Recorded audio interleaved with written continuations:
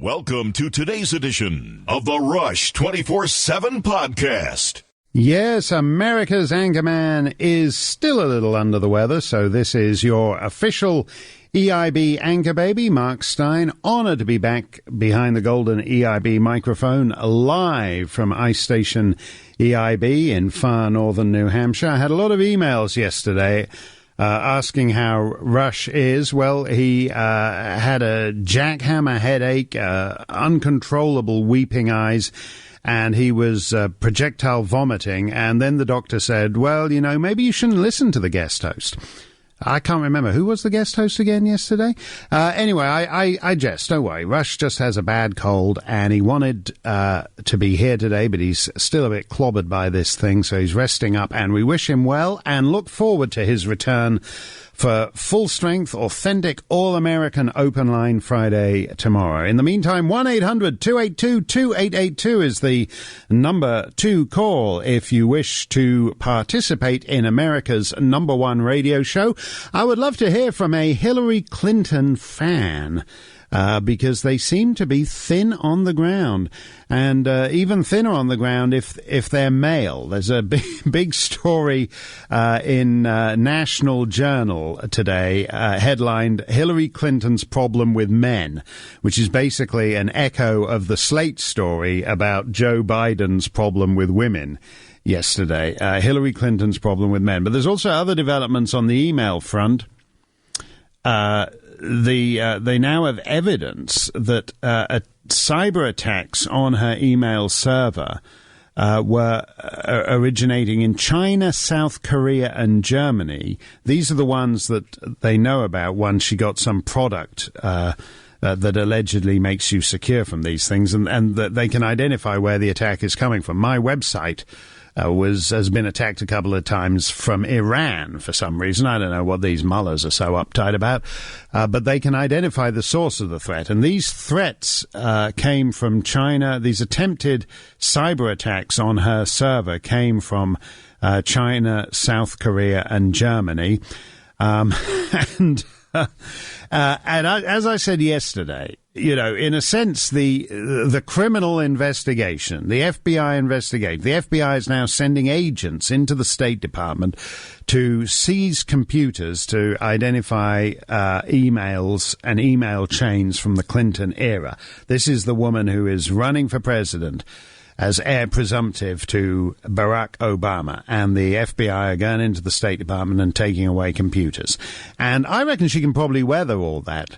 The problem is that the email scandal and the email criminality, for which someone almost certainly will be going to jail for now, it's just the Clintons are holding meetings in Chappaqua to identify who is going to be their designated fall guy for this.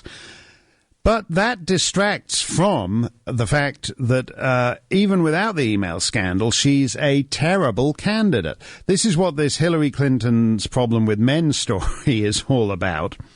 That she does as badly with men as Republicans do with Hispanics.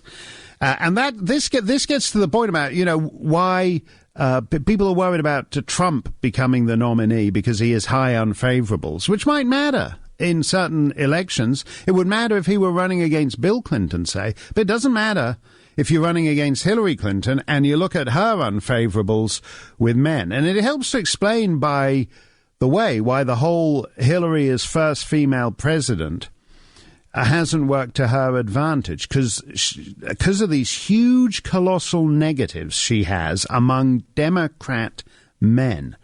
And that's why it doesn't matter going for a Bernie Sanders or a Joe Biden. These are both, you know, whatever they are now, 87-year-old white men. Because in the Democrat Party, a man is like a woman anyway.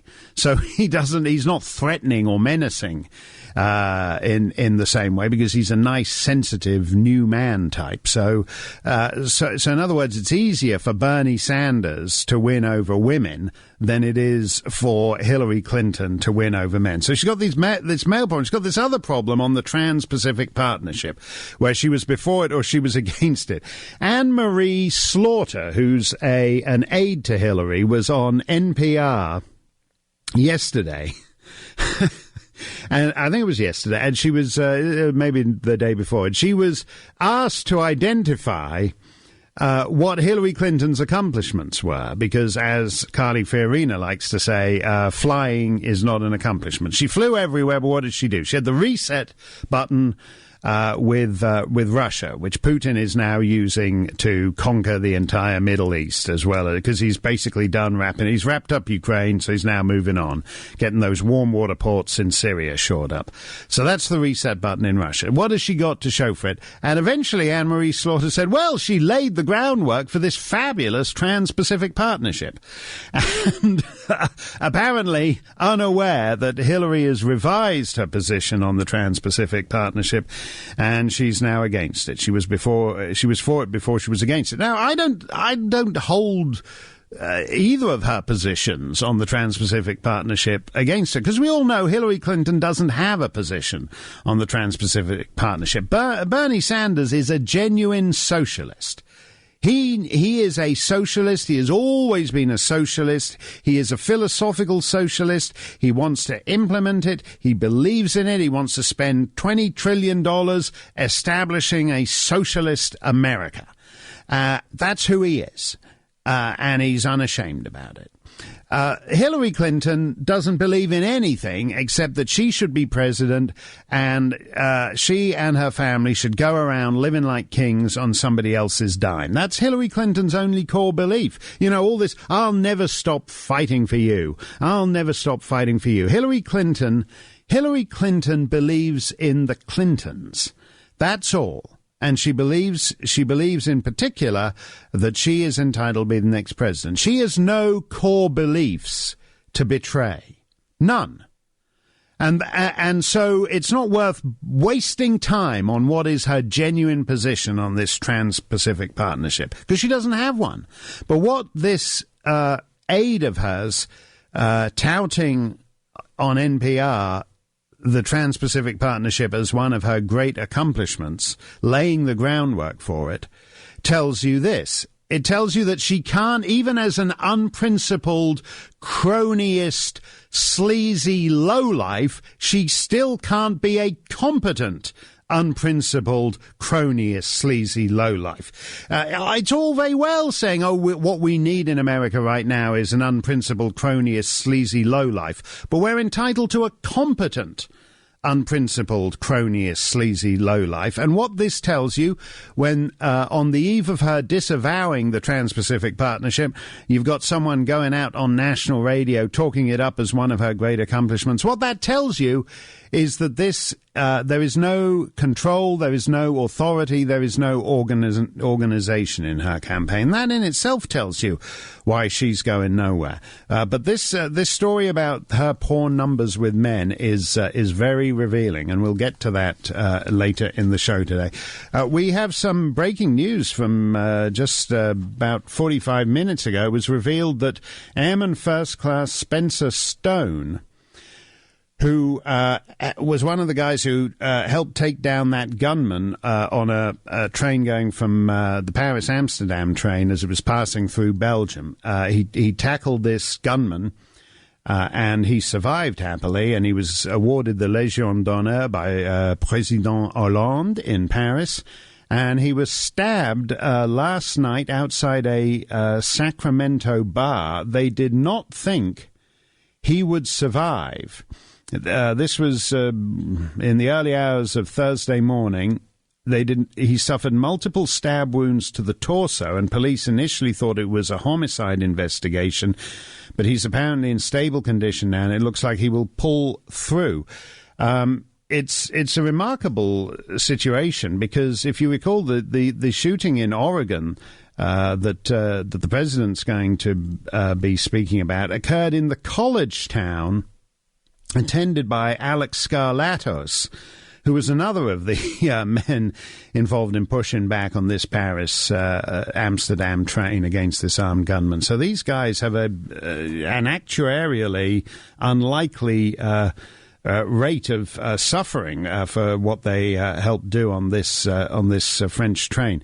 But he has been stabbed in the chest, and I find this interesting because all the talk now is of gun control, gun control, gun control. This guy is lucky to survive multiple stab wounds to the torso.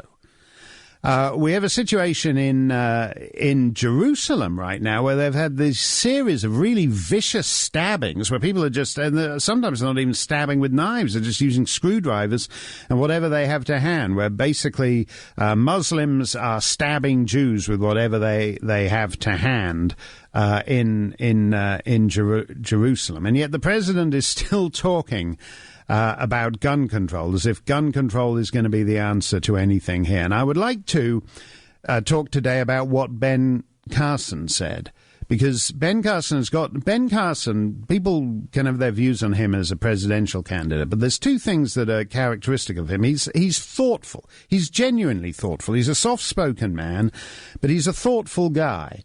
Genuinely thoughtful, not just poseur thoughtfulness like Obama.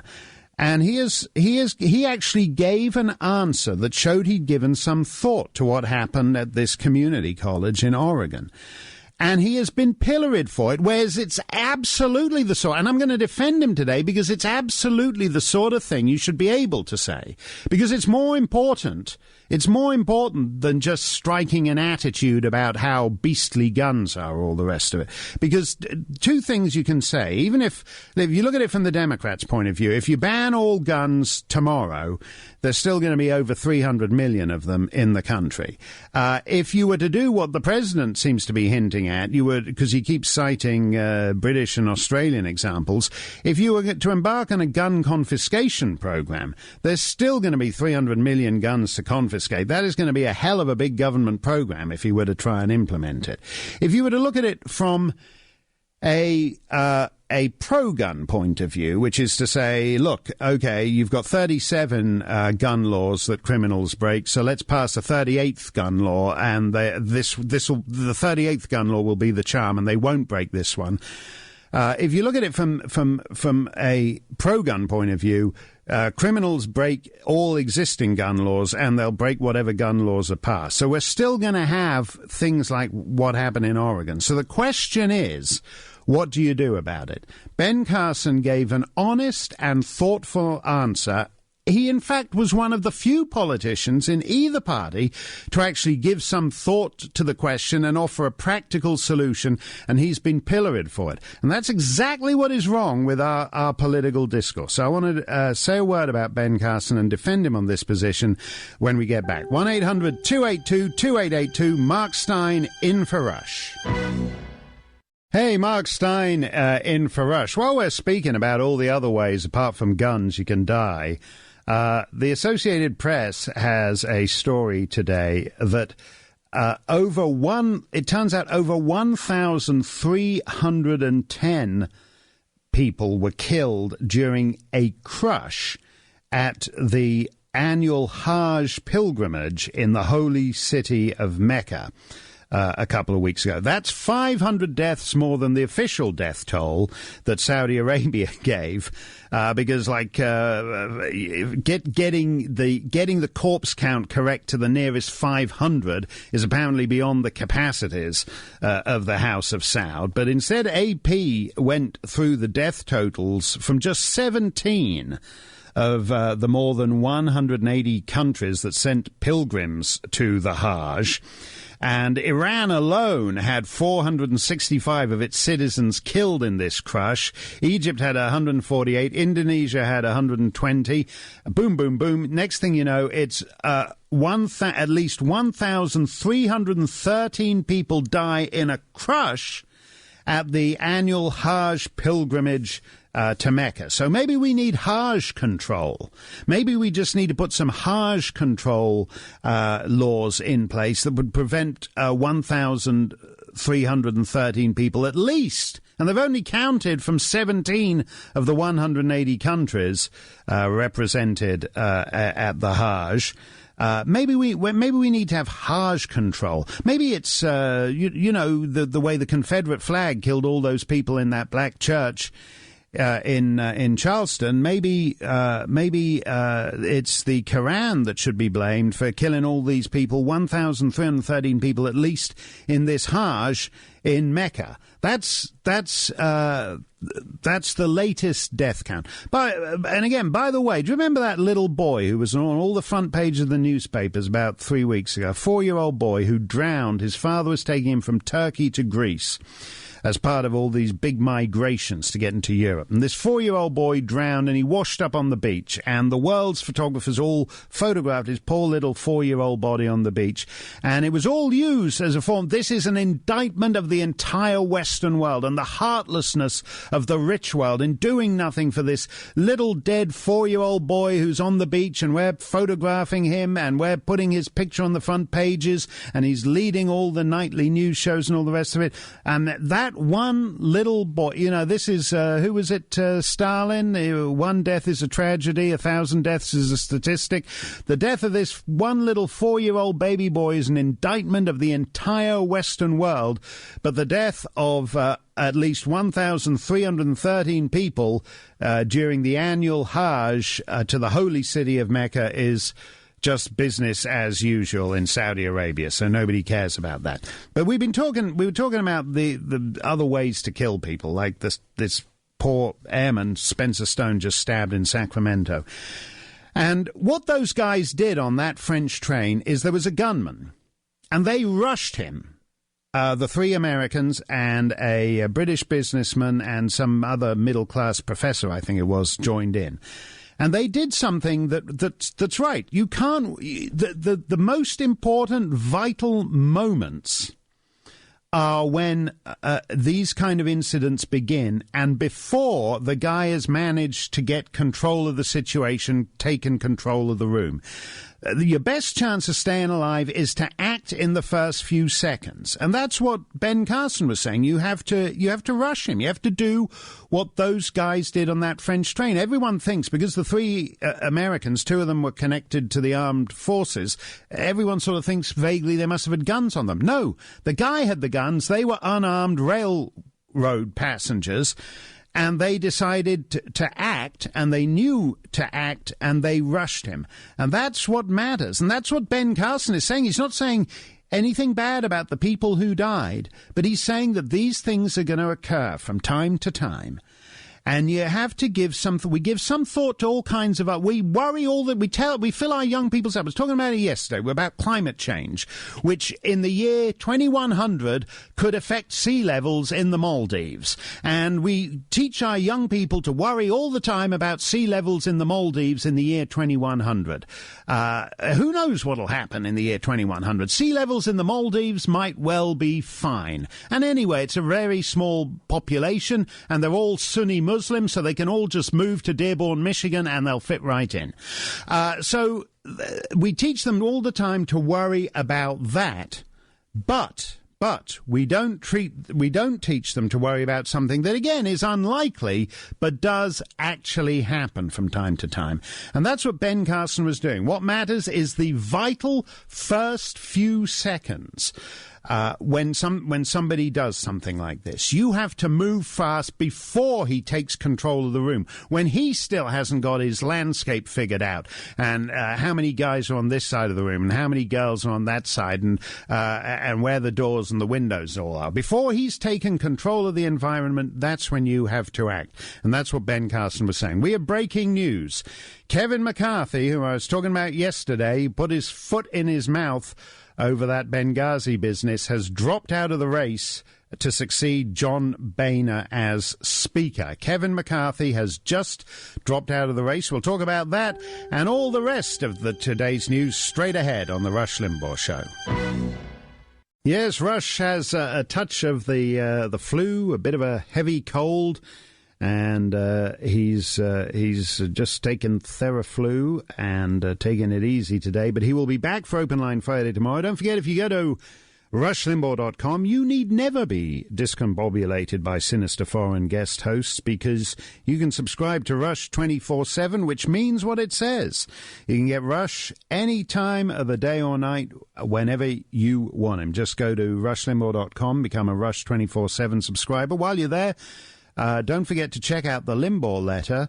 It's a great publication that Rush sends out featuring in-depth interviews conducted by Rush with leading conservative thinkers across the map. And this month he's talking to Victor Davis Hanson, who's one of the great guys. Victor is not just a big egghead intellectual type, but he's actually a working California farmer. So he doesn't just think big thoughts, but while he's thinking big thoughts, he's sitting on his porch with his shotgun watching for illegal immigrants coming to move into his barn and that kind of stuff. So he understands life at both ends. And if you go to rushlimbaugh.com, you can subscribe to the Limbaugh letter and read Rush's terrific interview with Victor Davis Hanson. As I said, we got breaking news just a couple of minutes ago. Kevin McCarthy, Republican of California, has withdrawn from the race for House Speaker. Not entirely due to my attacking him yesterday for his remarks on Benghazi. I think other people were finding it a bit difficult too. Amy from California, I don't know whether she's one of his constituents, but she called from his home state to defend him yesterday, but it was not enough. And Kevin McCarthy has withdrawn from the race. Jason Chaffetz, who is also in the race, he's an interesting fellow because he was actually targeted. He was leading these investigations into the Secret Service. The Secret Service who had the big Cartagena hooker scandal. They'd taken all these hookers. They were on an advance trip to secure Cartagena for the president's visit and availed themselves of some of the most expensive hookers in the city. And as a result, you have to love the way big government responds to these things.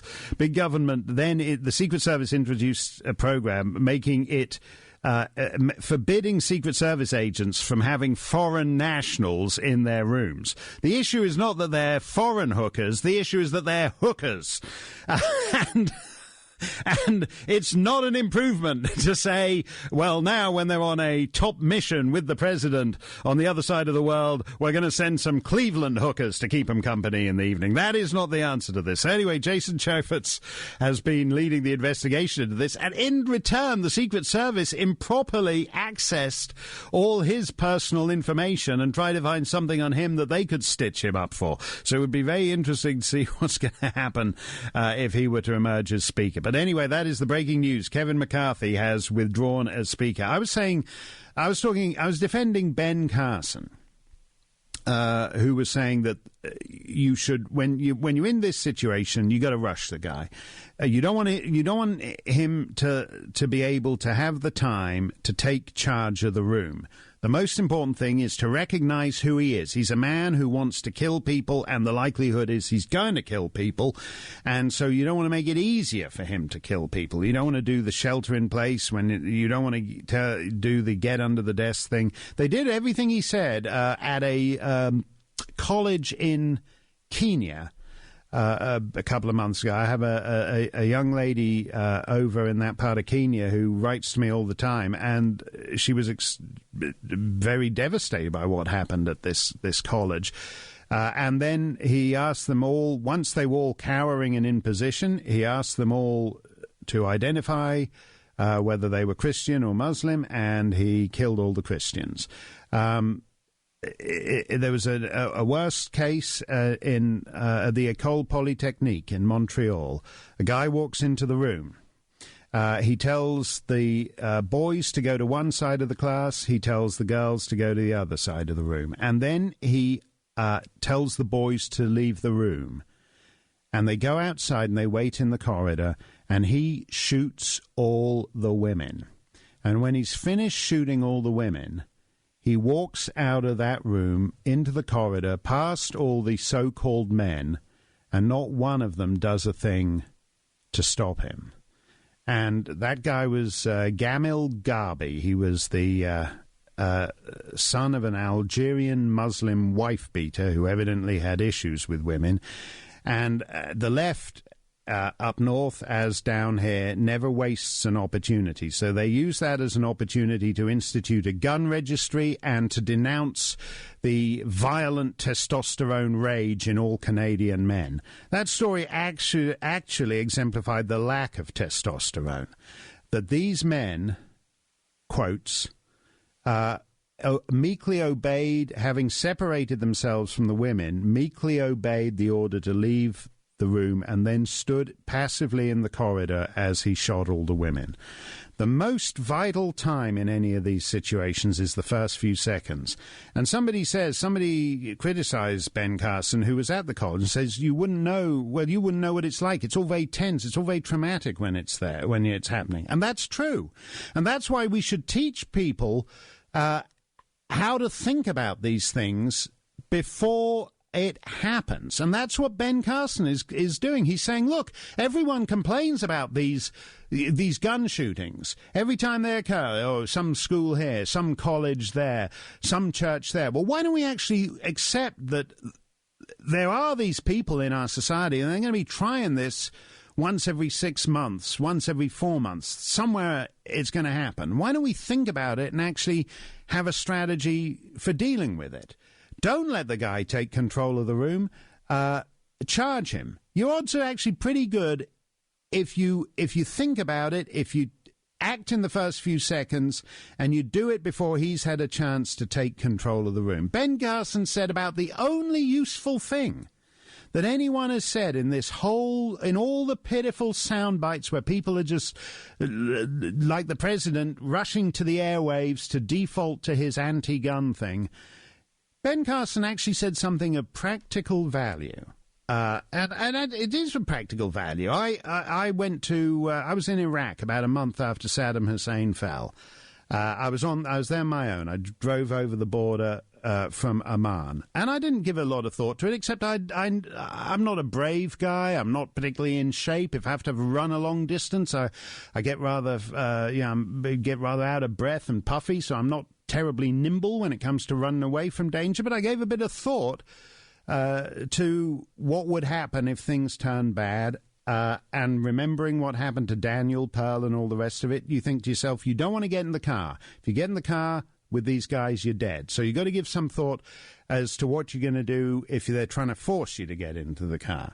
And as it turned out, I did have an awkward incident at an abandoned rest area on the main road from Rutbah to Baghdad.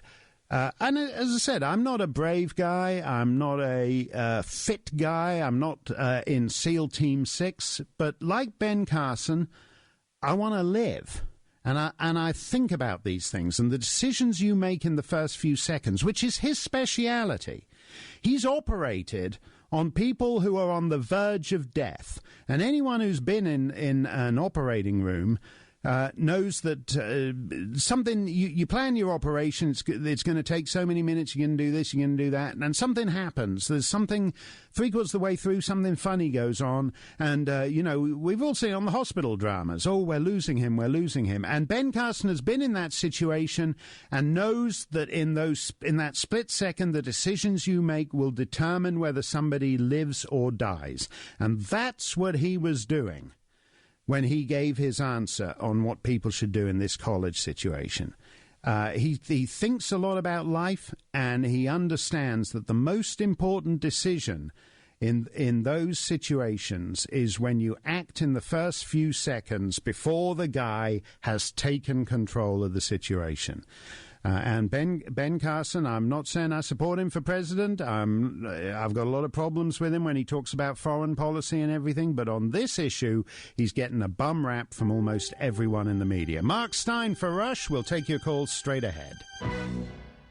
Hey, you're listening to America's #1 radio show. Mark Stein in for a cold-stricken Rush. Let's go to Dennis in beautiful San Diego. Dennis, you're live on the Rush Limbaugh show. Good morning, sir. I'm a first-time caller. I'm answering your invite for any Democrat Hillary supporter to call in. I happen to be a Marine veteran, an ex-cop, a Democrat, and I support the next nominee in the Democratic ticket for the 2016 election, which I believe is going to be Hillary. And why do you support Hillary? For the same reason I support the Democratic Party, national defense and labor issues are the two biggest issues to me as a Democrat. And the number one reason I'm a Democrat is I firmly have always believed and always will believe that in addition to faith-based assistance, our country must always uphold the assistance to our poor, those in poverty here on American soil. And why do you think Hillary, I'm interested to know why you think Hillary will do better than that than Bernie Sanders. Bernie Sanders is a full-bore socialist. He's all for redistribution to the poor. I believe that Bernie Sanders is a fine man, and if he's nominated, I will support him. And as regarding Hillary, there's only going to be one nomination. And that's the one that I will support. Will they? Okay, so you're they probably will. You're for the Democrat nominee, whoever it is. Now you say you want to help the poor and whatever. What do you mean by that? Because the problem right now in America is that if you're born in the bottom 20% in America, you're more likely to be stuck there than if you're born in the bottom 20% in any Western country. I'm going from the OECD statistics in Geneva on the world's economies. If you're born in the bottom 20% in America, you're more likely to be stuck there than if you're born in the bottom 20% in most other countries. And so we're turning into than the United Kingdom, for example. It's easier to go from some broken down council flat to Downton Abbey than it is to go from the bottom 20% and get out of it now in the United States. That's the American dream dead, as Donald Trump said. So why would you have Hillary, who embodies crony capitalism, the crony capitalism, the credentialism, the rule by Ivy League experts that keeps the bottom 20% in the bottom 20%? Why would you think that that's going to do anything for poor people in America? Yes, sir. Well, let me put it in this perspective. I'm also a former divorced single father. I raised 3 children by myself for 15 years in poverty. I worked very hard to provide. And many times here in America, just the way my dad taught me the lessons of the Great Depression that he survived in. And for the very same reasons, sometimes right now, today, this very moment, kind of like what Dr. Carson was talking about, when something happens like right now, there are all over America people who need today, right now, a gallon of milk, some meat, fruit, vegetables, food, and a roof over their head. Yeah, they can try to make their way up, sir. That's true. There's just under 50 million people on food stamps. There's the entire. Obama was sneering at Rutherford B. Hayes a couple of years ago. There's the entire population. Rutherford B. Hayes, if he came back today, would be amazed that the entire population of the United States in his day is now living on food stamps. What I want to know is, what gets you off food stamps? The way you said you had it tough, you were raising 3 kids on your own as a single dad and all the rest of it. What gets you out of that is having economic opportunity. I mean, the United States already, if you look at government expenditures per person, the United States spends more than France. It spends more than Germany. It spends more than Italy. It spends more than Canada. It spends more than Spain per person on government programs. In Canada, it's about $16,500. In America, it's over $19,000. But you're saying America already spends more on per person government expenditures than any other Western nation, but we still need to spend more still. Well, what I was saying is we need to continue it and not to cut it. Just using my own history as an example, when those times came, and I was very deeply grateful for the help so that I could keep a roof over our head and buy groceries. Now, the way I climbed up, you are right. It was by working hard in a job and then using that to get a work history going, and then working my way up higher to a better job, and then living a better life in a better environment for the kids. You are right about that. But what I'm saying to you, sir, is that it takes both. It takes the combination of those good-paying jobs and the assistance for the ones that are at the bottom level right now, and their kids can't wait until the next congressional election. No, their kids can't. Here's what their kids can't wait for. Their kids are stuck in a public school system that is one of the worst in the world. And to take your point about how we need to use, in effect, more tax dollars, we need to transfer more money to help poor people. America spends more per student on public education than anywhere except Switzerland, and the Swiss have something to show for it. We don't. Our grades are mediocre. The longer you spend in the at the grade 3 tests internationally, we're kind of competitive with developed nations. By the time you get to middle school, we're going down into the toilet, and we spend more than anyone except Switzerland. So are you saying we should be spending more than Switzerland because we got nothing to show for it? No, sir. I'm saying we should continue what we have and build from there. As far as the families to build themselves up from there. Okay, Dennis. We got to take a break. But thanks for your call. I think you'll find, though, even in Democrat terms, if you seriously want to have a more redistributive nature society, you're better off with Bernie Sanders than you are with Mrs. Clinton, who basically, her approach to redistribution is it gets redistributed to the Clinton Foundation that redistributes it to Bill, Hillary, and Chelsea. That's how redistribution works at that end of the Democrat Party. We'll be back in just a moment. Kevin McCarthy has withdrawn from the race to succeed John Boehner, and the election's been postponed, which means that John Boehner, amidst all the tears, there were apparently people left the room crying at the Republican caucus. Amid all the tears, John Boehner says he's staying until whenever the postponed election comes. We'll talk about that straight ahead.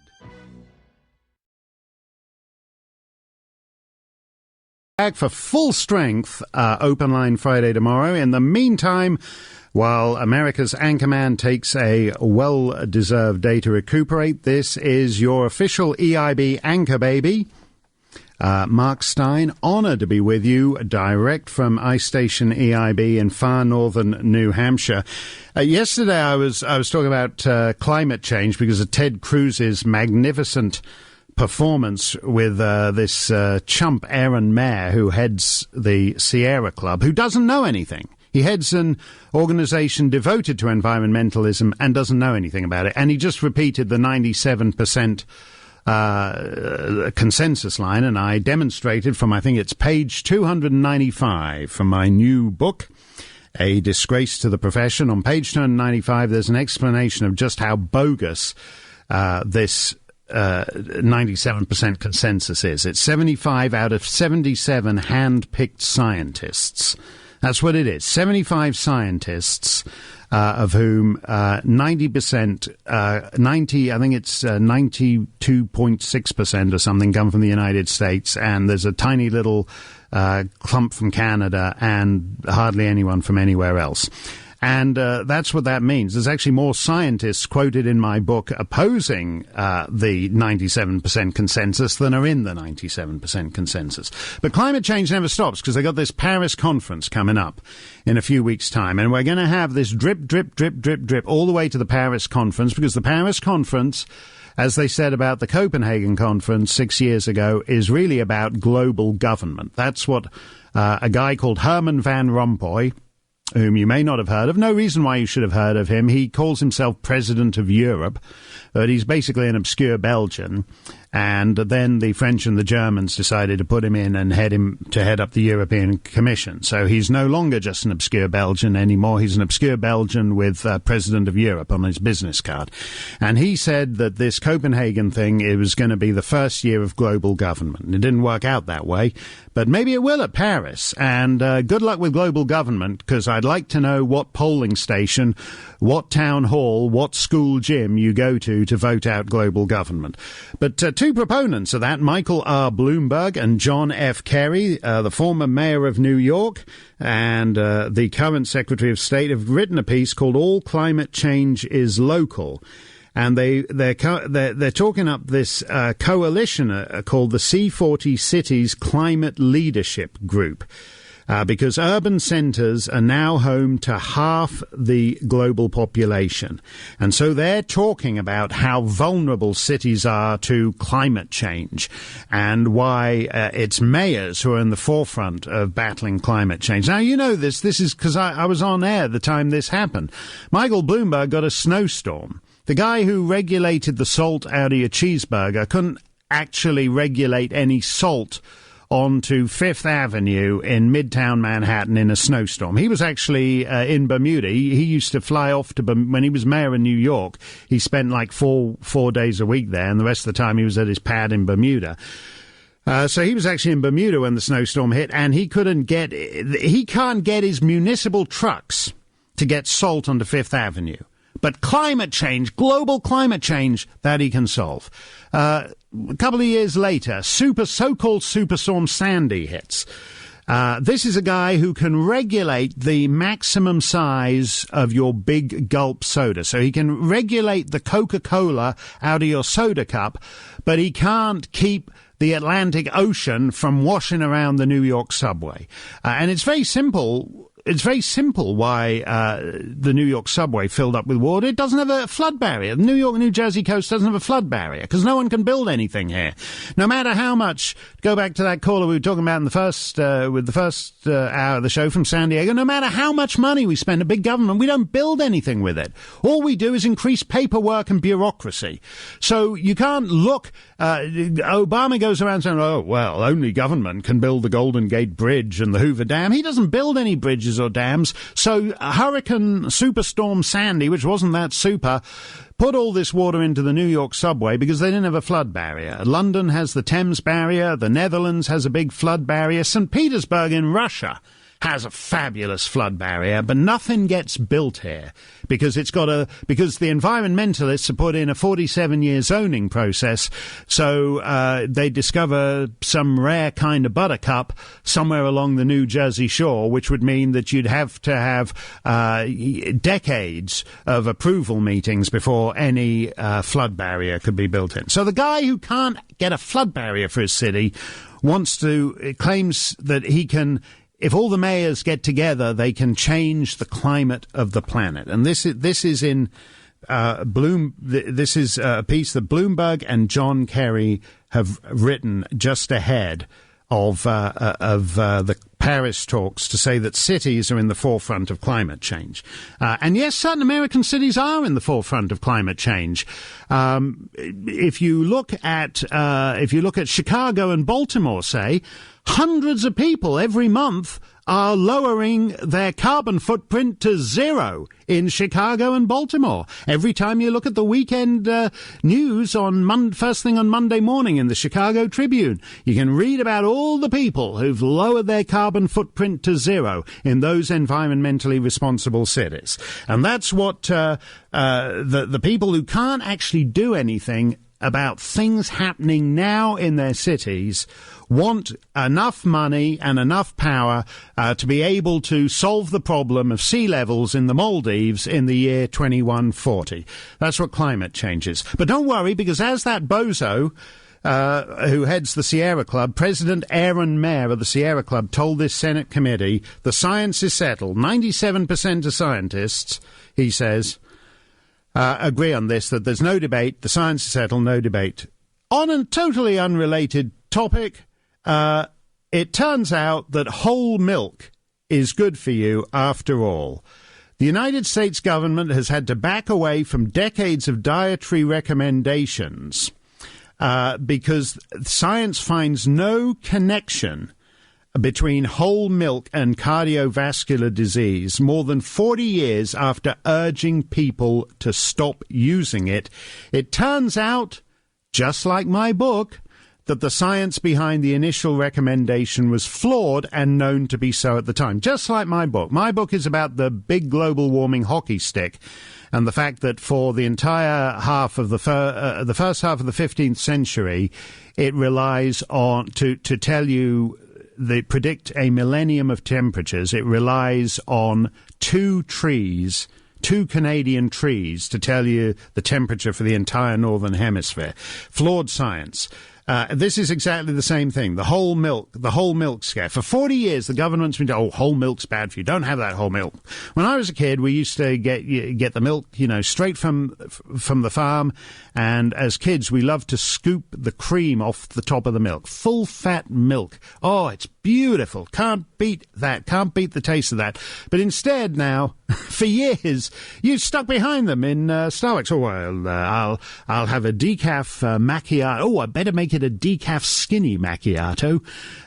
So I'll have the skimmed milk. Oh, I don't know whether I'm ready. I'm worried about my cardiovascular disease, but I don't know whether I'm ready to go to the skimmed milk. So I might just have the 2% milk. Maybe I'll be able then to go to the 1% milk, and we'll be able to do it that way. We have Louis Gohmert with us, who is in Washington D.C. and has just come out of the caucus meeting where Kevin McCarthy stepped down and decided he wouldn't be Speaker. Congressman, it's great to have you with us on the show. Always good to talk to you, Mark. Great to talk to you. Interesting day we've had developing here. I see in one of the reports that people were stunned and in tears at this decision. Were you one of those ones coming out of the room with tears flowing down your face? Well, actually, I was one of those coming out going, wow, what a selfless act McCarthy just committed. In this town, I mean, I've put my neck on the chopping block, but it's just you don't see that all that often from folks around here in Washington. But as I understand, he's not stepped down as majority leader, but he has said he's not the one, apparently, that's going to be able to unite the party. I think if he had allowed Boehner to use some heavy arm twisting, then he still might could have won. But I'm just grateful that he chose to put party above self. Well, and his, as I understand it, he said that he would be kind of damaged goods from day one, because fellas like you would be going back to your district and essentially be having to defend him right from day one in the job because of the circumstances in which he got the job. I know after his comment on our friend Sean's show, that got blown up, taken out of context. He has been by a number of people, and of course Trey Gowdy had an op-ed out about the Benghazi Committee and what they've been doing, what they were trying to do. But anyway, some had said it's going to make it very, very difficult. We've got a speaker who's very careful about what they say, and that was an unfortunate statement. So, yeah, that was a setback. That's all I can say, Mark. What's the situation now? John Boehner stays as Speaker, and this election is deferred to some point down the road, but nobody quite knows when. Is that correct? I have with the current Speaker, because he could have let us talk about it a little bit. This was a huge development. So Kevin makes his statement, makes this incredible statement very sincerely, very deftly, and then the Speaker immediately gets up and says, hey, all right, votes are postponed, and he has a right to set the time of the votes, but he says it's postponed and this meeting's adjourned.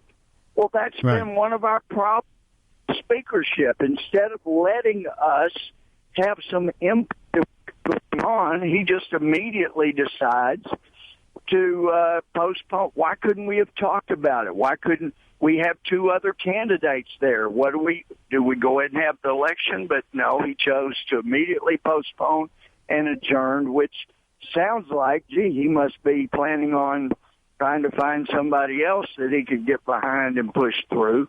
I just think this was a great opportunity to bring us together, give us a chance to talk, and we were not given that opportunity. So in a way, this sums up the problem with Boehner's speakership in large part. Here, he just shut down discussion. I mean, he did that obviously for a very for a very clear reason. He didn't want one of the two remaining guys. He wanted neither. Yeah, that's the way it appears. Yeah, I mean, normally when you have an election and one guy withdraws, the two, if there's a Democrat and a Republican on a Tuesday in November, and the night before the Democrat withdraws, the Republican is still in the election and gets elected president. But here, neither of the two remaining guys in the race got to put it to the vote. I mean, isn't that a bit exactly?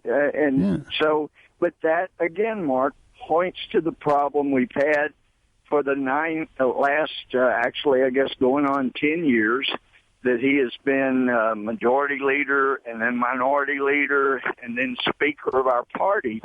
And that is the exact thing he accused Pelosi of in the fall of 2010 in an interview, I believe, with Major Garrett, where he was complaining that Pelosi just ran everything, and that nearly all of the members of Congress didn't get to represent their districts because she and her henchmen just decided everything. And he said if he were speaker, all of that would be different. Well, it wasn't different. It was exactly the same.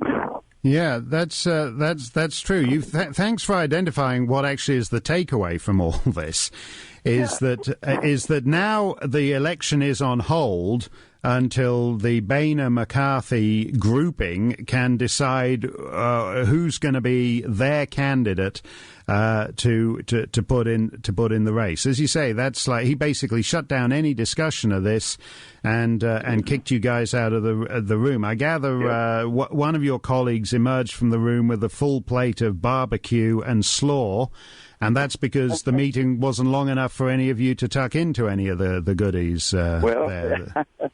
Yeah, I mean, everybody came in and expected we were going to be there a while. And, they had food out for everybody. And so, obviously, this was a fairly quick decision. But, I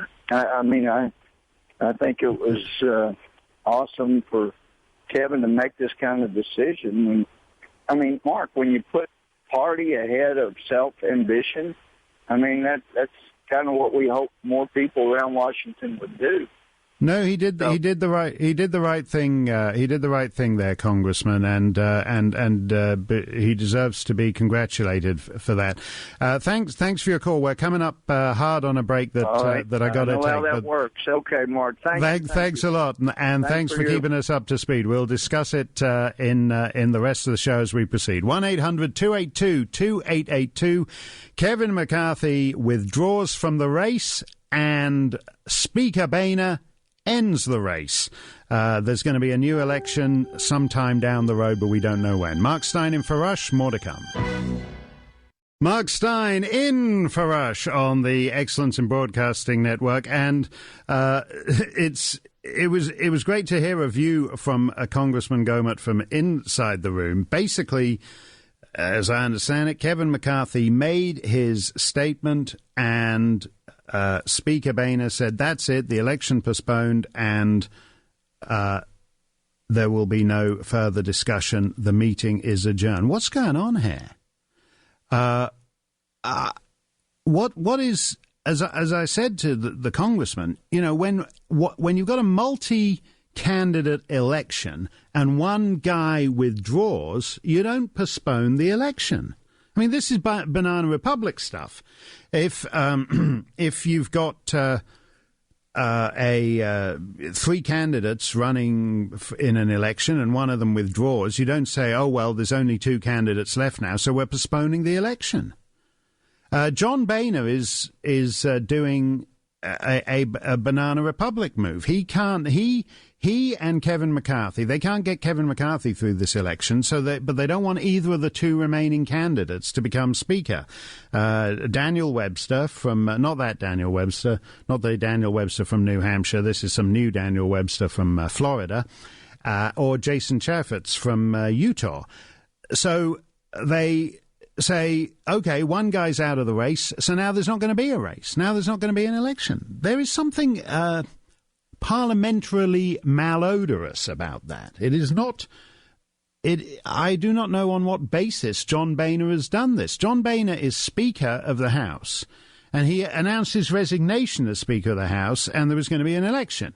And so various candidates announced that they would be running in this election, and one of the candidates withdrew, and now there's not going to be an election. Just put this in any context you care to, other context you care to have. Suppose there's Saddam Hussein calls an election in Iraq, and there's the Ba'ath Party, and there's the mildly opposed to the Ba'ath Party, and there's the Muslim Brotherhood.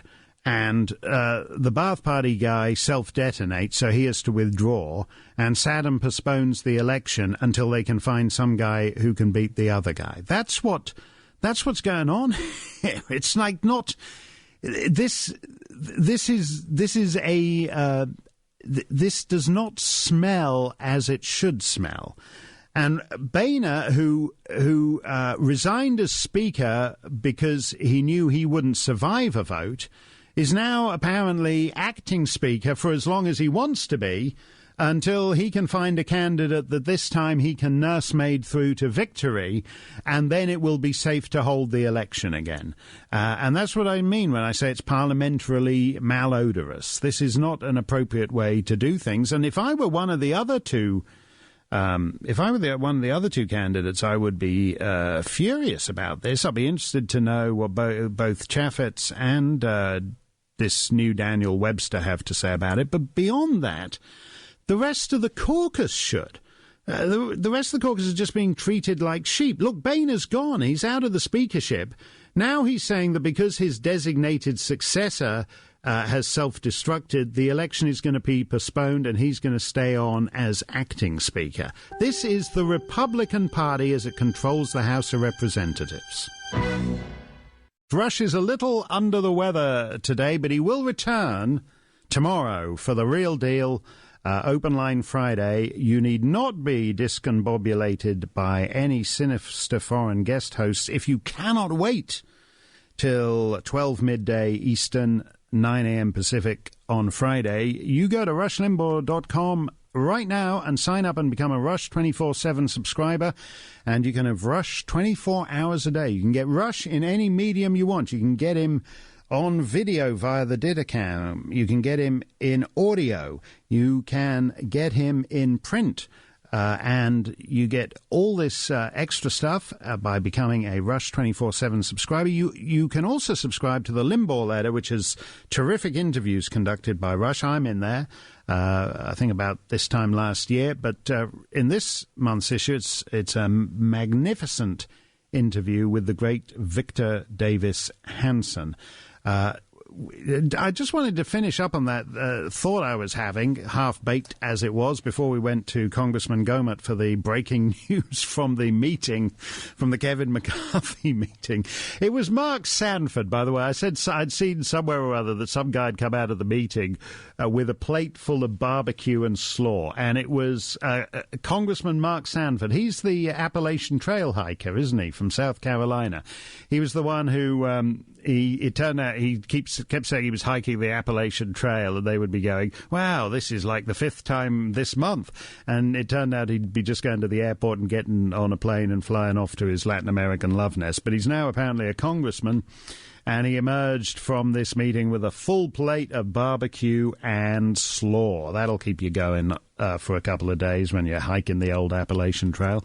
But I was talking about this milk this whole milk now is good for you. For 40 years, the United States government has been saying, you got to have the skimmed milk, you've got to have the 2% milk. Full-fat milk is bad for you. Now they discover that full-fat milk is good for you and was always good for you because the science that government acted on was incredibly fragile, as this guy puts it.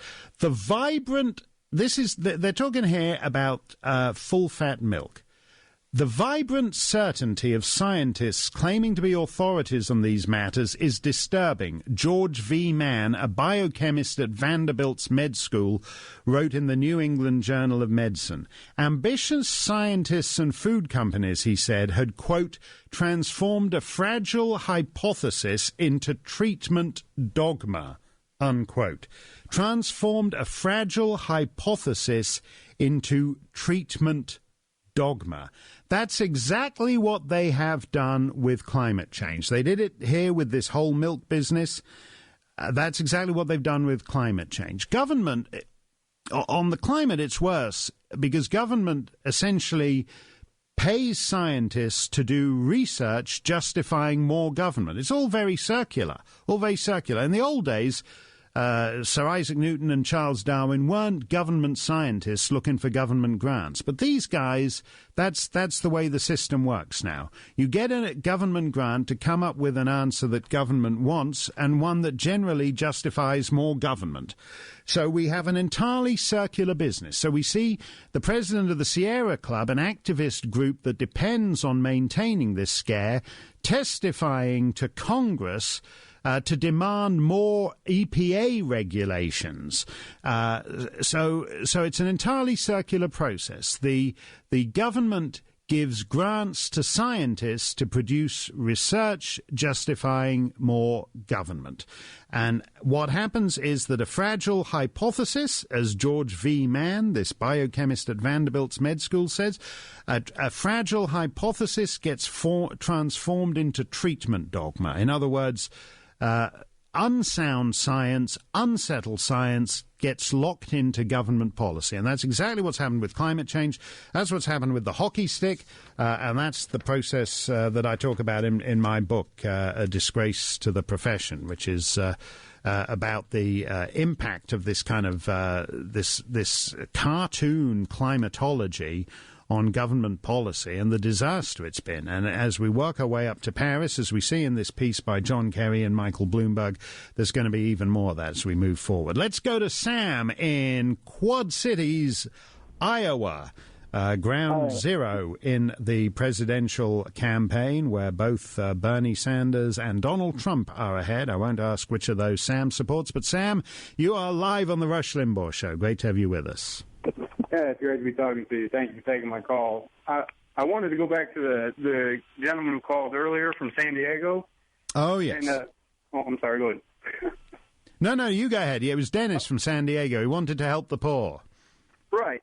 And that's great. You know, and I have no reason not to believe that gentleman's story that he had it rough raising 3 kids as a single dad, and a guy like that needs a little bit of help. I understand that.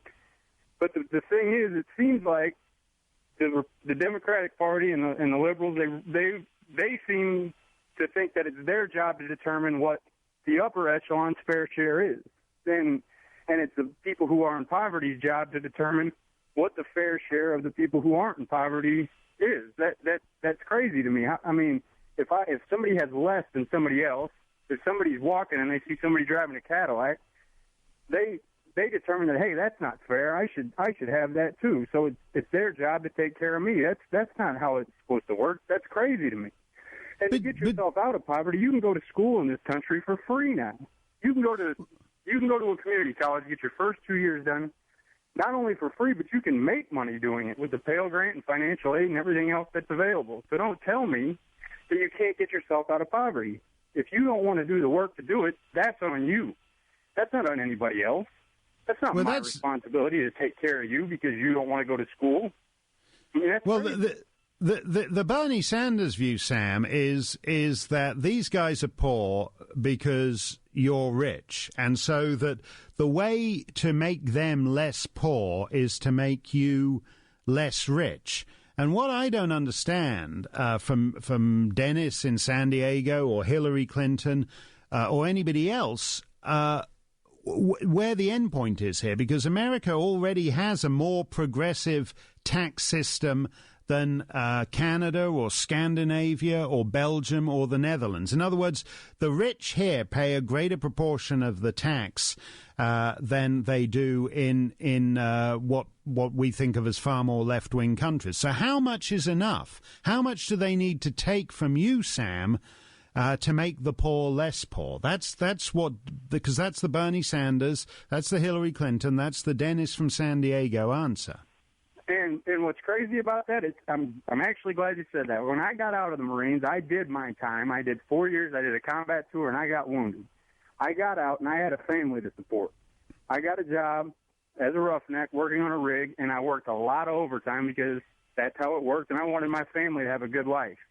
They took 37 cents on the dollar from me because I worked overtime.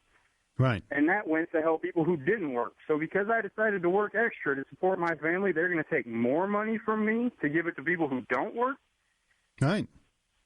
That's crazy.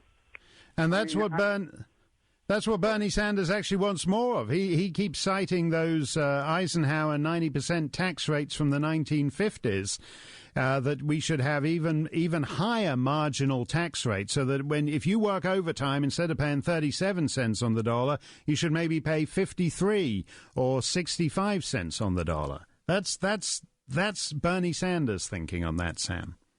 It just baffles me that in America that people can allow that, how people can be so warped as to think that that's okay. And it's starting at a young age now where, everybody ties and everybody's friends and nobody wins and nobody loses. That's, I'm sorry to say it, but to a certain extent, it is a competition in life. You have to work hard to get ahead. You don't need to put somebody else down. No, you don't. No, you don't, Sam. We're not going to have any winners and losers anymore. We're just going to have a big redistributive tax system, and everyone will just get a participation ribbon. It's going to be like grade school. You won't even notice it. You'll work hard, and they'll take all your money and give it to the guy who doesn't do anything, but you'll all get the same participation ribbon. Thanks for your call, Sam. Mark Stein in for Rush. We'll take more of your calls straight ahead. Hey, Mark Stein for Rush behind the golden EIB microphone. Breaking, U.S. officials say that the Russian missiles headed for Syria have crashed in Iran. At least 4 missiles supposedly to be delivered from. I don't quite understand the how this is going, but this is what they say. The Russian missiles being delivered to Syria have apparently crashed in Iran. They were supposedly coming from the South Caspian Sea, meaning that they'd have to cross over both Iran and Iraq. That's breaking news. As to the general view of what Putin is doing in Syria, the Daily Beast has a headline: Obama official says Putin's new war is a sign of American success. The Russian airstrikes on Syria are a sign that U.S. policy is working, a senior State Department official told shocked Syrian-American advocates in a private meeting on Monday. Quote, the Russians wouldn't have to help Assad if we didn't weaken him, U.S. Special Envoy for Syria Michael Ratney said, according to multiple participants in the meeting and contemporaneous notes. Russian intervention in Syria, he went on to say, is a sign of success for American policy on Syria. Do you follow the Obama administration here? It's because they weakened Assad. It's not actually clear they did that. A civil war broke out in Syria, and Obama then declared a red line and didn't do anything. So, and I gather we've expensively trained 9 Syrian rebels, of whom 6 have been bombed now by Putin or whatever it is. So they're taking credit for weakening Assad. And because Assad is weakened and Putin has had to go in and prop him up, that's a sign of the success of American policy. You will recall that Emperor Hirohito in 1945 said that the nuking of Nagasaki and Hiroshima was a sign of Japanese success because the Americans wouldn't have been forced to nuke Nagasaki and Hiroshima if America hadn't been weakened by Japan attacking Pearl Harbor. This is the Obama administration logic, that because they supposedly weakened Assad, Putin has been forced to intervene in Syria to prop him up. The vacuum in Syria led to the creation of the Islamic State, which then spilled over into the borders of Iraq and destroyed American accomplishments in Iraq and actually destroyed the Iraqi state and erased the border and sent millions of refugees flooding into Lebanon and Jordan, to the point where they're now significant proportions of those countries.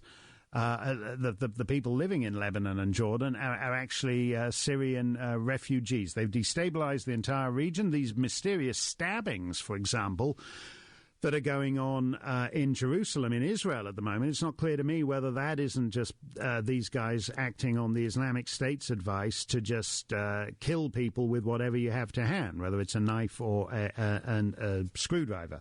But the United States official position is that this is all a sign of American success, because if they hadn't weakened Assad, they wouldn't have had to do it anyway. This is the way. This is the way that it works when you have a faculty lounge president like Obama, who thinks the way people talk when they're sitting around at some college at 2 a.m, that American power is bad for the world and that you withdraw American power, and that what America is so bad that whatever follows it couldn't be worse. So it doesn't matter if you have an implosion like you have in Libya, like you have in Syria. It doesn't matter if it leads to millions of people. I was in Scandinavia last week. I was in Copenhagen and I was in Malmo. I arrived at Malmo, which isn't a large city. It's the second biggest city in Sweden, but Sweden's not a big country. And the railway station is full. That's about as far as you can get from the Middle East and without hitting the North Pole. And you get to Malmo, and the concourse is full of young Muslim men who are, quote, refugees, unquote, and who have been sent fleeing, supposedly. They're not fleeing. They're there because ISIS control the ports in Libya. This is Hillary Clinton's world. Hillary Clinton thought she wanted to do something to show her massive cojones as Secretary of State. She was the one who was behind, who was driving the Libyan intervention. Obama didn't care about Libya. He had no view on Gaddafi one way or another. Hillary was the one gloating about him when he died and met that mysterious end involving a sharp object and his rear end. And he took that bullet to the brain, and she said, "We came, we saw, he died," and she gave a big laugh. Libya has imploded. Her pal, who believed her on how they were going to create this little mini Massachusetts in Libya, he died on the streets of Benghazi, Ambassador Stevens, and those seaports in Libya are now controlled by the Islamic State that is loading up these ships with young Muslim men who land on the European continent and were sitting in my first-class train compartment all the way from Copenhagen to Malmo across the Øresund Bridge last week. I'm sitting there. I got a nice first-class train ticket, thinking I'll have nice first-class service, have a nice bit of high-class Swedish or Danish dolly bird come and bring me all the snackettes as I'm going across the bridge. And instead I get in there and take my seat, and this swarm of young Muslim men comes in, takes all the first-class seats and shoos away all the other guys except me, because I ain't moving. And we get to Malmo. They all pour off the train. There's more of them sleeping on the concourse. Every single major railway station in continental Europe looks like this. Doesn't matter whether you're at Hamburg. Doesn't matter whether you're in Vienna. Doesn't matter whether you're in Budapest. It's an invasion underway caused by Hillary Clinton delivering Libya's seaports, and Obama's red line in Syria, collapsing Syria, and getting rid of Mubarak in Egypt. And now there's just this constant flotilla of ships delivering young Muslim men all the way to continental Europe. That's Hillary's world. She's destabilized America's allies. Mark Stein for Rush. Lots more still to come. Kevin McCarthy is withdrawn from the race to succeed John Boehner, and John Boehner has postponed the election indefinitely. Yes, America's anchorman is a little wee, tiny, incy-bincy bit under the weather, and this is your official EIB anchor baby. Proud, honoured to be behind the golden EIB microphone, direct from Ice Station EIB in far northern New Hampshire. If you're fleeing the country, do swing by and say hello. You can't miss us. There's a big sign on the highway saying, Last Rush guest host before the border. Rush will return tomorrow for authentic, full-strength excellence in broadcasting on Open Line Friday. I'm going to be on the TV Saturday on Fox News. I think it's 8 o'clock Eastern, on a John Stossel special about being censored in America. It's about the state of free speech in the land of the First Amendment, which, believe me, is not in a good condition, particularly on American campuses. And it's a big special. I'm going to be in there, and along with some other distinguished people, such as Ayaan Hirsi Ali, and Kirsten Powers is in there, and it's Censored in America with John Stossel. And that's on Fox News Channel, I think 8 o'clock Eastern on Saturday night. But check your local listings for any variations to that. Speaking of which, I want to go back to what I said at the beginning about Ben Carson's thing. One of the things I can't stand here is when somebody says anything that's slightly out of the norms of approved political discourse, and people come down on them like a ton of bricks. And Ben Carson said something that is a practical benefit. That what matters in situations like a gunman at an Oregon college is what you do in the first few seconds. All of us know that. That's demonstrated across the world. That's why that guy on the train didn't get to kill a bunch of people on the train, because a small number of people recognized what was going on and charged him, and were able to prevent him taking control of the train and killing a large number of people. Now, people didn't like it that I was defending Ben Carson. I had all these emails from people saying it's an insult to the people who were there. It's not insulting the people who were there. It's telling the people who are going to be there at the next mass shooting, whether that's 4 months, 8 months, 2 years down the line, to be thinking about this, particularly if you're in a gun-free zone, because oddly enough, these guys are targeting gun-free zones. And if you're in a gun-free zone, your options are more limited than if you're in a non-gun-free zone. But this is a typical email from Bud Harton. Bud Harton writes to me and he goes, "How dare you? Ben Carson would pee his pants." I've cleaned that up slightly. Ben Carson would pee his pants if someone pointed a loaded gun to his head. So would you. You have no idea what was going through the minds of those young people at the moment that lunatic was terrorizing them. No idea at all. Do you think they might have been scared? You chump. Yes, of course they're scared. Of course they're scared. It's a scary situation. And as I said, I've been in scary situations. I'm not a brave guy. So let's take it as read that Ben Carson and I are both little girly boys who'd be urinating our little girly pants and be all trickling down our legs, like Bud Harton says. Nevertheless, if you accept that as your default position, I've been through this. Have had this conversation a long time, over all the years since this massacre at the École Polytechnique in Montreal, which is a city I love and I know well. When everyone was scared and everyone was did what the gunman said, and everyone died. Everyone died.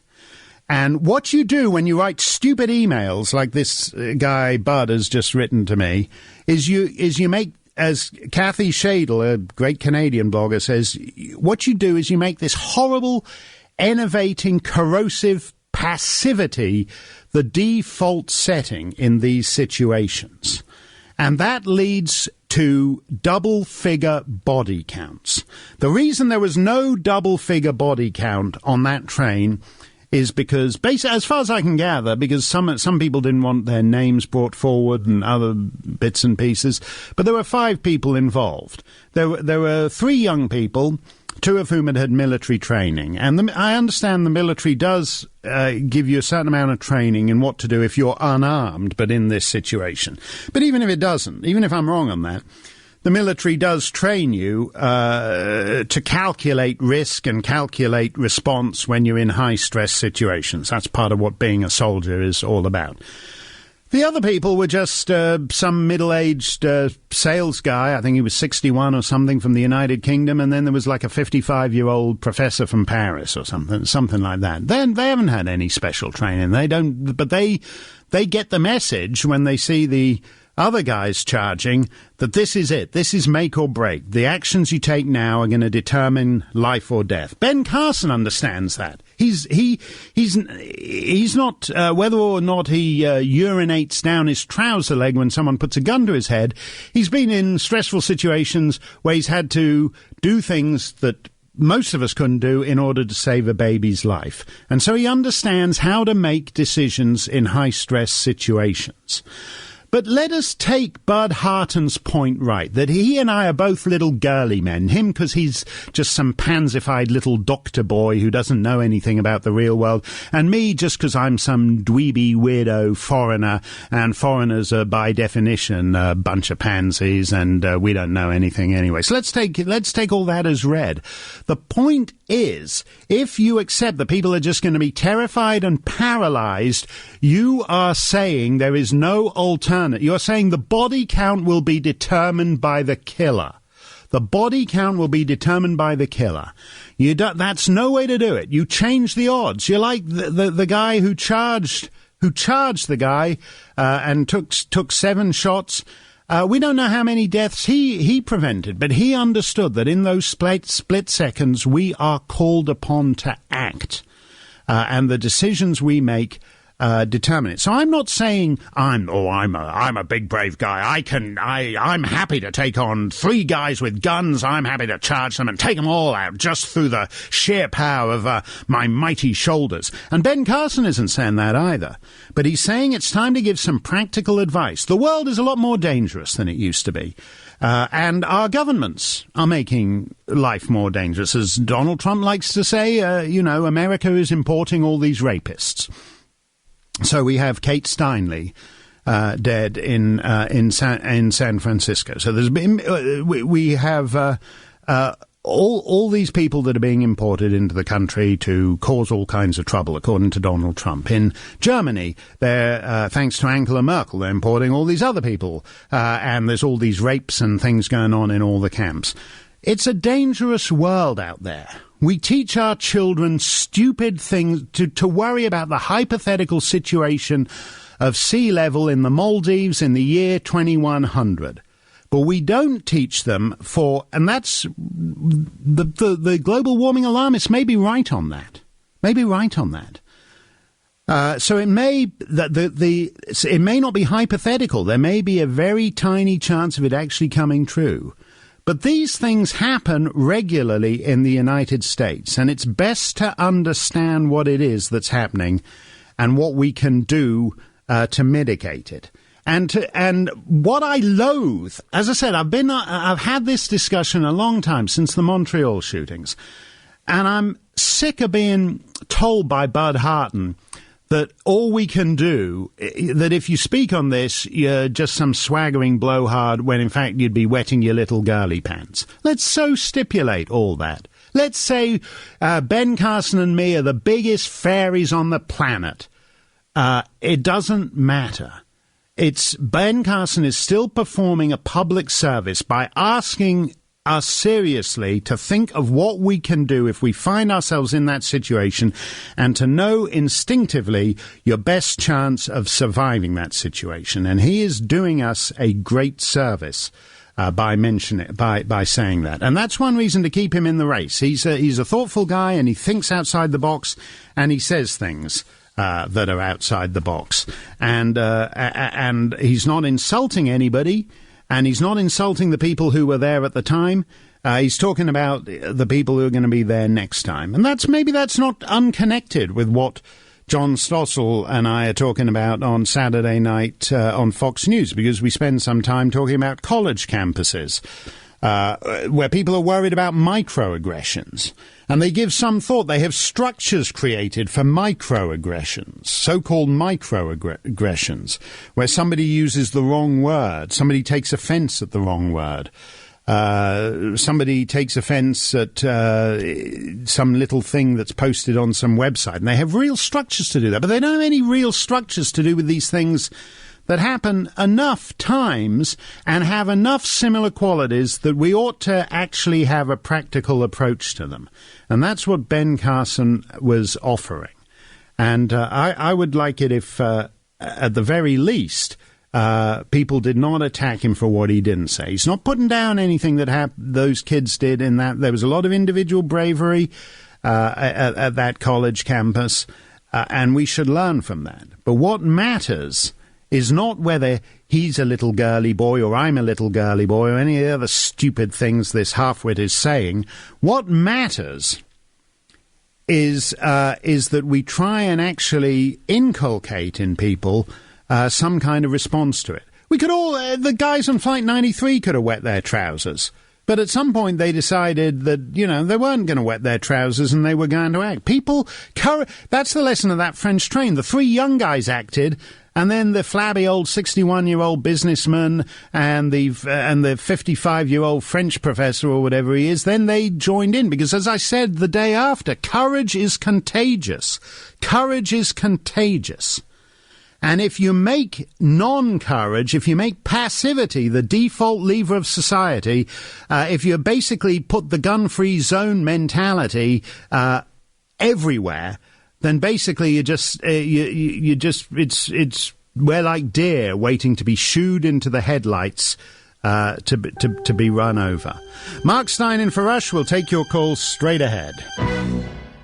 Hey, Mark Stein in for Rush. Harry Reid and his wife are filing a lawsuit against the makers of the exercise ban that Harry Reid was using when it went crazy and attacked him a few months ago. He's filed a lawsuit against the Hygienic Intangible Property Holding Company. That is a great name, by the way. I have no idea what they do, but I know when I have intangible property, I always like it to be hygienic, because even though you can't touch it, you still want it to be clean.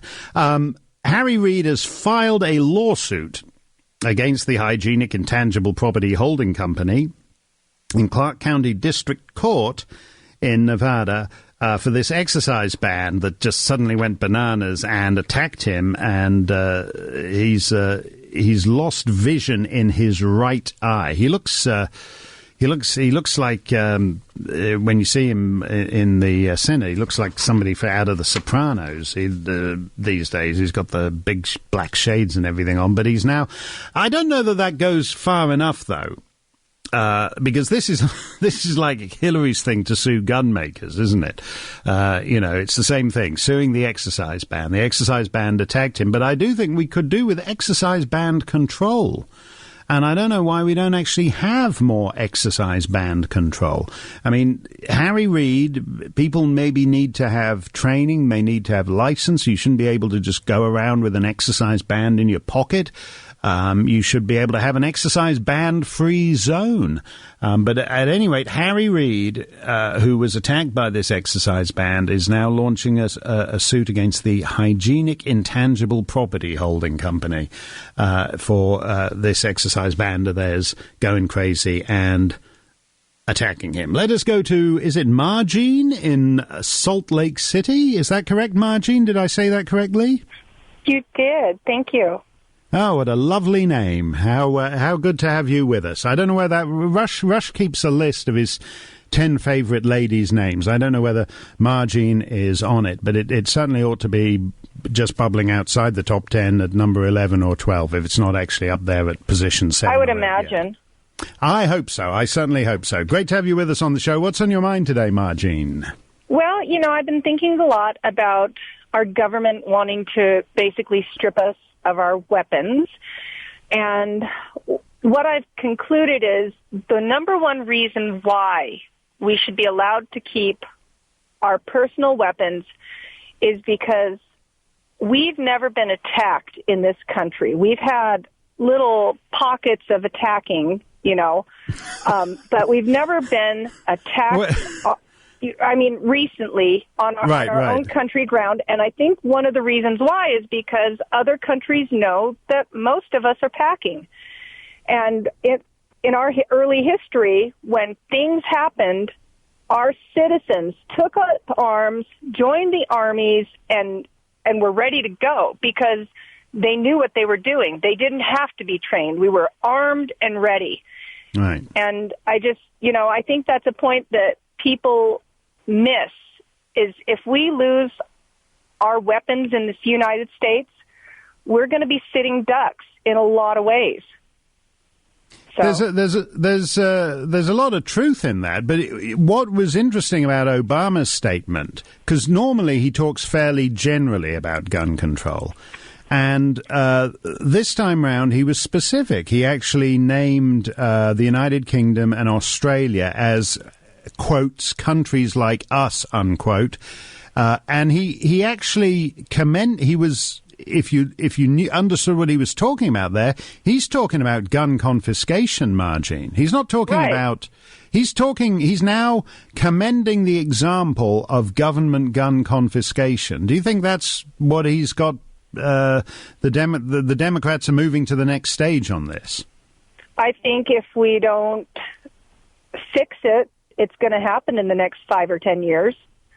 And I think that it's going to be a bloodbath if it does, because, there are people who have the mindset of Ruby Ridge, and you're not going to take what's mine, regardless. Right. And they'll fight to the death for it. Right. I mean, simply as a practical proposition, I don't understand how they're going to do that, because everyone reckons this, whatever it is, 307 million guns is a low ball estimate, that actually the number's probably significantly higher than that.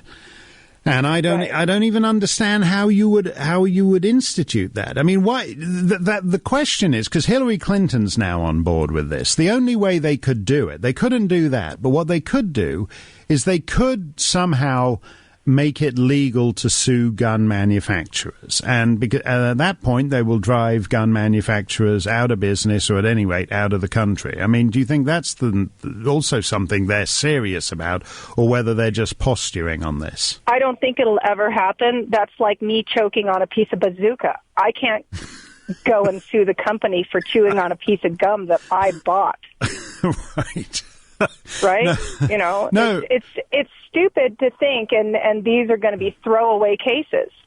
No, well, yes, exactly. But if they did pass that law, that's what it would have. You would be able to say things like if a Honda Civic is involved in a bank holdup, then you sue Honda for manufacturing the Honda Civic.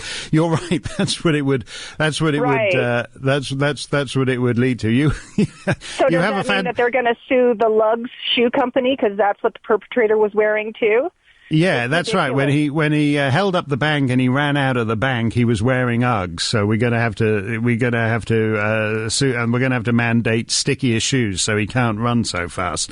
You've actually got to the nub of it, which is why it would affect almost every aspect of human existence, Margie. You have a terrific way of words, by the way. It was great to hear from you. I like that. What was that? Little pockets, little pockets of invasionness. We'll pick that up in just a moment on the Rush Limbaugh Show.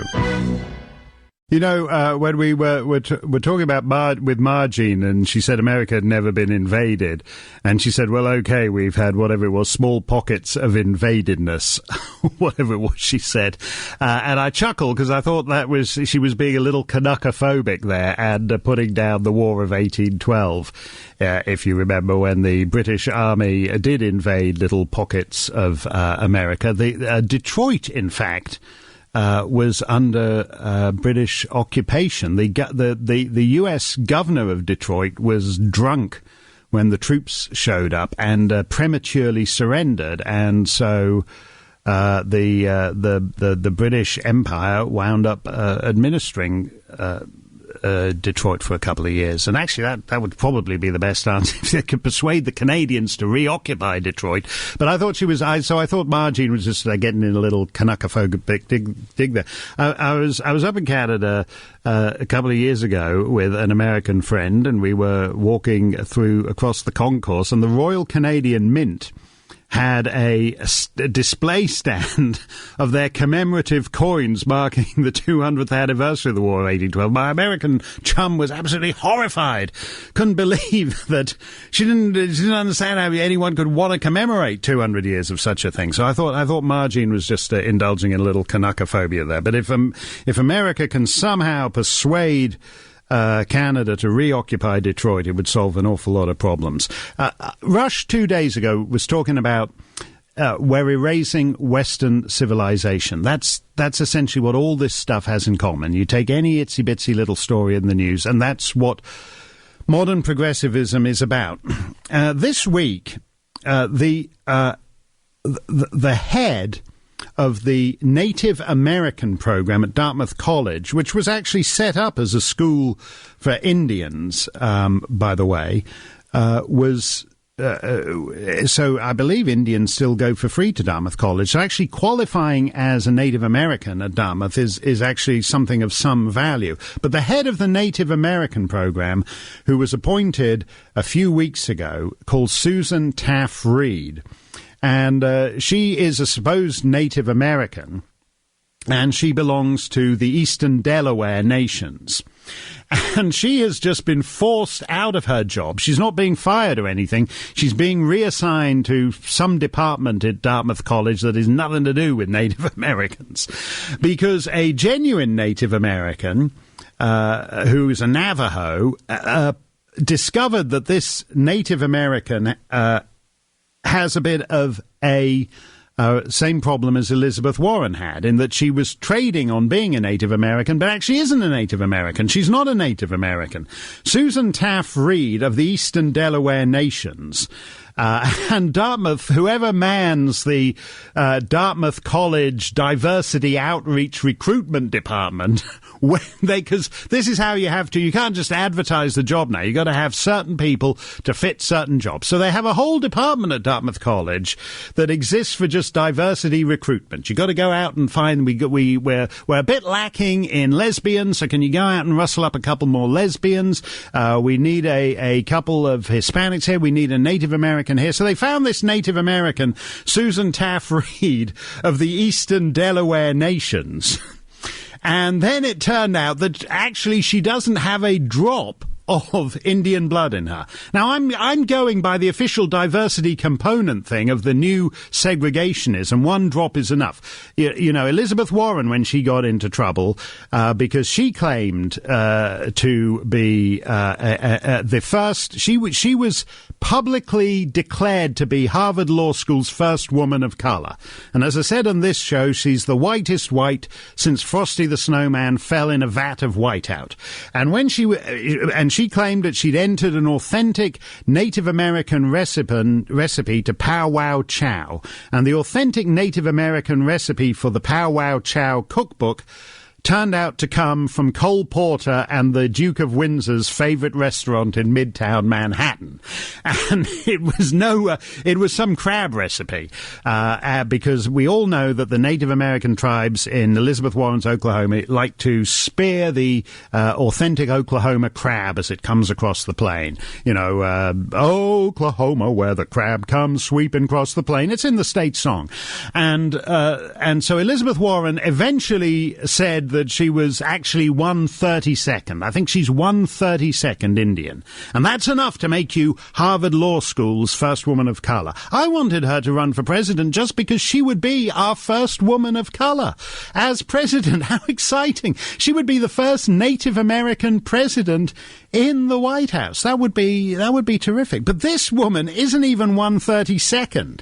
And this is one of those stories that just exemplifies the flight from our own civilizational inheritance. There's no point being a white male. There's no point being a white European female. There's no point getting hung up on all that kind of stuff if you can be something else. So she claimed to be, and this was good enough for Dartmouth College, she claimed to be a member of the Eastern Delaware Nations. Now, how many of you know your Indian tribes? I love it. Are there any, in fact, if there's any members of the Eastern Delaware Nations out there listening, do call it. The Eastern Delaware Nations was founded by her grandfather, Susan Taft Reed. Susan Taft Reed's grandfather, Taft. These people are all genetically Irish. Their Indian nations come from Cork and Connemara and Donegal. That's their Indian nation. But they her grandfather set up this thing called Eastern Delaware Nations. He basically set up his own Indian tribe so his granddaughter wouldn't have to pay for college. That's brilliant! That's brilliant. Have you got a teenage daughter? She's in 10th, 11th grade. You're thinking, oh my God, I got these $50,000 a year college bills coming up. Well, there's a way around it. There's a way around it. Where are you? You're in Westchester County, are you? Well, just set up something called the North Westchester County Nation and say it's an Indian tribe. It's good enough for Dartmouth College. They don't check nothing at the Diversity Outreach Office. That's fine for them. And you can get, and so on the basis of being a member of a tribe her Irish grandfather invented, she was hired to be head of the school's Native American program. Now, at one level, there's nothing wrong with this. I mean, if Caitlyn Jenner is a woman, why shouldn't an Irishman from County Mayo be able to set up his own Indian tribe? Why not? What's the problem with that? You know, if we can define our own identity when it comes to putting on a Grace Kelly's bathing suit and being photographed on the cover of Vanity Fair, then why can we not create our own identity when it comes to inventing our own Indian tribe? It's just the Rachel Dolezal thing taken to another level. This guy effectively invented his own tribe. And people complain about it about the transphobic. They say, what do they call it now? Cisgendered. If you're a genetic female or a genetic male, you're a cis person. You're a cis male or a cis female. That's CIS. That means you're a sort of biological, I don't want to be pejorative, a biological male or biological female. And a lot of cis women prejudiced against trans women like Caitlyn Jenner because, like, she's only been a woman for 24 hours and she's on the cover of Vanity Fair and she's having this fabulous photo shoot. So she's like the most glamorous woman in the world and she's only had the gig for 24 hours. And it's the same thing here, that the authentic Indians, like Sherry Sneezer, this Navajo, these cis Indians, as it were, are objecting to the trans Indian claiming to be from this tribe, the Eastern Delaware Nations, that actually isn't an Indian tribe. And when it was all uncovered, she said, well, I think this is an excellent opportunity for us all to, it's a teachable moment about what we mean by identity and identification in America today. That's what it means. It means that no matter how, you can invent your own Indian tribe and it will be good enough to become head of the Native American program at Dartmouth College, an elite institution that people mortgage their homes to send their kids to. That is identity in America today. It's a flight from what Rush was talking about, from our actual inheritance, to say that's too boring. It's too boring to say my grandfather came from Connemara in Ireland. That's too boring now. I want to be Indian. I want to be Native American, but I don't belong to any tribe. But fortunately, my grandpa created a tribe, invented a tribe for me to be a member of. So go for it. Go for it. It's good enough for Dartmouth College. Anyone will fall for it in today's America. Mark Stein in for Rush. We'll take your calls straight ahead. Mark Stein in for Rush. I've had the complaint from somebody who said they listened to me mention my new book and went to try and buy it at Amazon and said it was listed for $450. And they said, I know you're being sued by this big climate guy, Michael Mann, the hockey stick creator, but $450 for a paperback book is still a bit steep. I think you've gone to the wrong site there, unfortunately. It's not $450. I think it's discounted at Amazon, so it's whatever it is, $13 or $14, something like that. But it's, quote, a disgrace to the profession, unquote, by Mark Stein, and that's S-T-E-Y, as in why do I have to listen to some annoying foreigner guest host for the ultimate American radio show, S-T-E-Y-N. But it's not $450. If it was, I would have retired to the Bahamas. It's just, it's way less than that. Let's go to Courtney, who is in the high mountains of southern Colorado and has probably already founded his own authentic Indian tribe up there. Courtney, you're live on America's #1 radio show. What's on your mind today? Hello, Mark. I love your logic and love your intellect, and the accent, too, is awesome. Oh, that's great. Your accent is good, too. Where's that come from? That's good. Native American. Actual real American. Excellent. May I first say hello to my beautiful wife, Michelle, who's listening right now. Okay.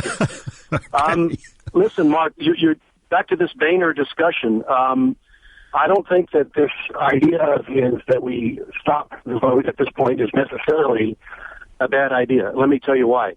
Mr. McCarthy was a poor choice. He was a questionable conservative, but he was inarticulate. He made George W. sound like a Toastmaster. And right. What we need is a leader in the House, not a politician, but someone who can stop this fundamental transformation, and do it articulately. We don't need a politician. We don't need someone who's going to waffle and stick to their talking points. The House controls the budget, or used to, until Boehner, right. Rolled over. So of the two remaining candidates, Chaffetz and Webster, I listened to both of them this weekend on the news shows, and they both have a couple talking points, which I won't repeat here.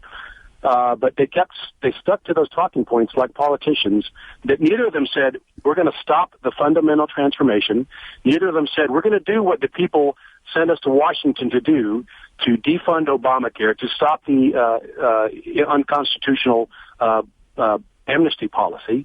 Neither of them would say that. What they said was, we're going to bring the Republicans together, and he's a fresh face. Chaffetz, he is a fresh face. Okay, that's great. But what we need is somebody with some cojones to stand up and actually say, I'm going to stop Obama. And that's what conservatives, and I think most Americans look around there. Someone like Trey Gowdy or Louis Gohmert, I could give you half a dozen names that would be better than either of the candidates that remain, and certainly Mr. McCarthy. Yeah, well, what you don't want is a sort of guy like Boehner, who was a parliamentary operator, which meant he'd just explain why nothing could be done. I mean, that's the thing. You don't want a guy who's effectively the House equivalent of a DMV clerk, who says, oh, no, sorry, we can't give you a license because you've only brought 3 copies of the green form and you're supposed to have 4 copies of the blue form, but come back in 2 years' time with 4 copies of the blue form. And that's basically how Boehner ran it, and that's how McCarthy would have run it. So you like the idea of Trey Gowdy or Louis Gohmert or someone who's actually willing to move the ball down into the Democrats' half of the field, Courtney. Right. Someone who's not a politician. A politician blows whichever way the wind goes. There's no difference, between Sanders and Clinton or, as far as I'm concerned, Boehner or McCarthy. They've got their talking points and they stick with it, but they're unwilling to have an intellectually honest discussion and say, look, you elected me to defund the illegal amnesty program. So we're going to do that. And if the government shuts down, we'll let the chips fall where they may. I mean, it's it might be ugly, but you know what? People are behind us. And then what they risk is when they go to Washington and like Mr. McConnell with his marble mouth lunacy about, well, we're not going to shut the government down. Well, that's not what we elected you for. We elected you to pull out Obamacare by the roots, like you said you would. Yeah, we're coming up against a hard break, Courtney. So I got to go. But you are right, and you want someone who just doesn't accept the opposition's terms. I said, and it's a cruel line about Boehner, that he folds so well he should be the White House valet. But it's true. There's no point in asking people every 2 years to turn you in, to bring you to office because you're going to do great things, and then the day after the election you start explaining why no great things can be done. That has to stop, because the Republican Party is destroying its brand by doing that. Mark Stein for Rush. More to come. Hey, thanks for all your good wishes to Rush. He's on the mend, shaking off this cold. And I know you're itching to hear him back at the microphone. He will be here for 3 hours of Open Line Friday starting tomorrow, and it's been an honor for me, because we were talking about cis women and trans women and cis Indians and trans Indians like they have at Dartmouth, and I regard Rush as the ultimate cis American, and I'm really more of just a trans American, sort of dilettanting it around and trying to pull it off here for 3 hours. But the real deal is going to be returning with Open Line Friday live tomorrow. Don't you miss it.